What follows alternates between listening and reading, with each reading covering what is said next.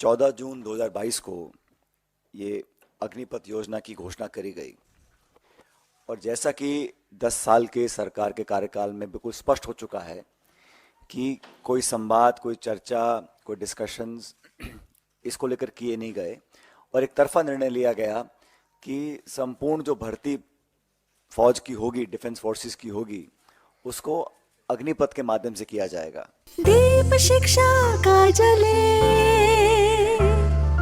हर बच्चा स्कूल चले, हो सवेरा मिटे अंधेरा, एक नया अभियान है, स्कूल मेरा। पंजाब के सरकारी स्कूल विश्व स्तरीय सुविधाओं से संपन्न हो रहे हैं। आप भी अपने बच्चे का दाखिला जरूर कराएं। बेहतर शिक्षा, बेहतर परिणाम, सरकारी स्कूल पंजाब का मान। कहा यह गया कि सेना की जो औसत आयु है वो ज़्यादा हो रही है, उसको कम करना है। कहा यह गया कि हम लोगों को अपनी डिफेंस फोर्सेस को मॉडर्नाइज करना है। लेकिन मोटे तौर पर देखने में आया है कि ये जो योजना का क्रियान्वयन किया गया, ये मूलतः पैसा बचाने के लिए किया गया। डिफेंस एक्सपेंडिचर हमारा बढ़ रहा है और कहा जाता है कि अब कल ये परसों कहा गया कि हम डिफेंस एक्सपोर्ट से बहुत पैसा कमा रहे हैं। ये भी कहा गया कि हम आत्मनिर्भर हो रहे हैं, हम इंडिजिनस मैन्युफैक्चरिंग कर रहे हैं। अगर हमारे डिफेंस डिपार्टमेंट को इतनी आमदनी हो रही है और हम लोग इतने सक्षम हो रहे हैं, तो सबसे ज़्यादा महत्वपूर्ण ये होगा कि हमारे जो शौर्यवीर सैनिक हैं उनके जीवन के लिए, उनकी भर्ती के लिए, उनकी नौकरी, पेंशन, परिवार की सुख सुविधाओं के लिए हम लोग संसाधन को जाहिर करें।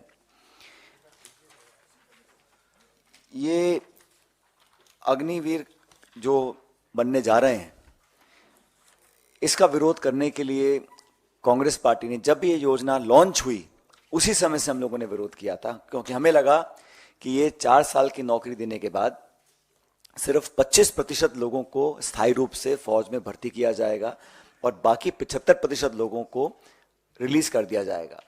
अभी कहा जा रहा था कि 10% की पैरामिलिट्री जो है, आर्म्ड फोर्सेस सीएपीएफ हैं, उसमें उनके लिए आरक्षण दिया गया है। लेकिन जो एक्स सर्विसेजमैन के लिए जो ऑलरेडी रिजर्वेशन है, उसमें सिर्फ 2.49% सरकारी पद भरे गए हैं। जो पूर्व सैनिकों के लिए पद आरक्षित हैं अब तक, उसमें सिर्फ 2.49% पद भरे गए हैं। फिर कहा गया कि अलग अलग स्टेट गवर्नमेंट्स अनाउंस करेंगी कि जो 75% अग्निवीरों को हम छोड़ देंगे वो कहाँ अब्जॉर्ब होंगे। एक आध राज्य ने किया है, बाकी राज्यों ने किया नहीं। बेसिकली जो लोग 4 साल की नौकरी के बाद एक कम उम्र में रिटायर हो जाएंगे, उनके भविष्य का कुछ पता नहीं, उनको पेंशन भी नहीं मिलेगी, उनको ग्रेच्युटी जो 11 लाख रुपए की दी जा रही है उसका भी जो आधा पैसा है उनकी तनख्वाह से कट रहा है। तो कहीं ना कहीं ये कॉस्ट कटिंग के चक्कर में हम लोग अपनी सेना की भर्ती की जो प्रक्रिया है उससे खिलवाड़ कर रहे हैं। जो राज्य ऐसे हैं जहां सबसे ज़्यादा भर्तियां होती हैं, जहां लोग बहुत चाव से, शौक से और एक मातृभूमि की रक्षा करने की भावना से सालों तक प्रशिक्षण करते हैं, तैयारियां करते हैं और एक गांव में माहौल होता है कि हम फौज की भर्ती की तैयारी कर रहे हैं, ऐसे लगभग 2.25 लाख लोग हैं जिनको आपने भर्ती दी लेकिन ज्वाइन नहीं कराया। उन्होंने बहुत लंबे समय से वो धरना देने अपनी मांग को रख रहे हैं। हम लोग कहना चाहते हैं कि अगर ये भारत सरकार G20 पे 4100 करोड़ रुपए खर्च कर सकती है, प्रधानमंत्री के हवाई जहाज के लिए 8400 करोड़ खर्च कर सकती है, सेंट्रल विस्तार प्रोजेक्ट के लिए 20,000 करोड़ खर्च कर सकती है और इस वर्ष सरकारी इश्तिहारों के लिए 6,500 करोड़ खर्च कर सकते हैं, तो मैं मानता हूं कि हम लोग सिर्फ पैसा बचाने के लिए अपनी भर्ती की पूरी प्रक्रिया से खिलवाड़ करें। ये भविष्य के लिए, हमारी आंतरिक सुरक्षा के लिए, हमारे भारत की इंटेग्रिटी, सिक्योरिटी के लिए कहीं ना कहीं चैलेंज बन सकता है। तो हम तो आग्रह करेंगे कि उन लोगों को नौकरी दी जाए जिन्होंने सारी परीक्षाएं पास करी थी। लेकिन अग्निवीर के माध्यम से, अग्निपथ योजना के माध्यम से जो बहुत बड़ा खिलवाड़ हो रहा है, देखिए भारत की जो सेना है उसके शौर्य को, उसके पराक्रम को, उसकी मेहनत और जाबाजी जो हमारे सैनिकों के पास है, उसका कोई सानी नहीं है। We are one of the finest fighting forces in the world.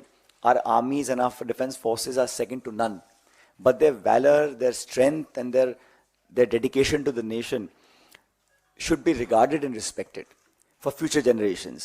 And we all feel that by compromising on the process of recruitment of the armed forces, it may not argue well for our future and for the families of those people who have willingly dedicated their lives to the service of the nation.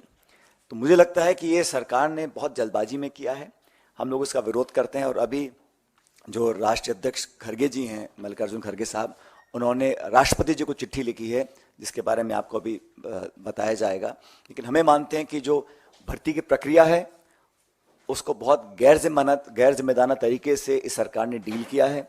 और खुद जो सेना के अध्यक्ष रह चुके हैं, बड़े बड़े पदों पर रह चुके हैं, उन कई लोगों ने इस पर अपनी आपत्ति जाहिर करी है। तो कांग्रेस पार्टी उन नौजवानों के साथ है जो भविष्य में सेना के अंदर अपना भविष्य देखते हैं, उन सब लोगों के साथ हैं जो हमारे वर्दी पहनकर सरहदों पर खड़े होकर देश की रक्षा करते हैं। लेकिन भारत सरकार को इस प्रकार की स्कीम नहीं लानी चाहिए थी, हम इसके विरोध में हैं। और सबसे पहले हमारी मांग ये रहेगी कि जिन लगभग 2.25 लाख लोग ऐसे हैं जिन्होंने सारी परीक्षाएं पास करी थी, उनको सरकार ने अभी तक ज्वाइन नहीं कराया है।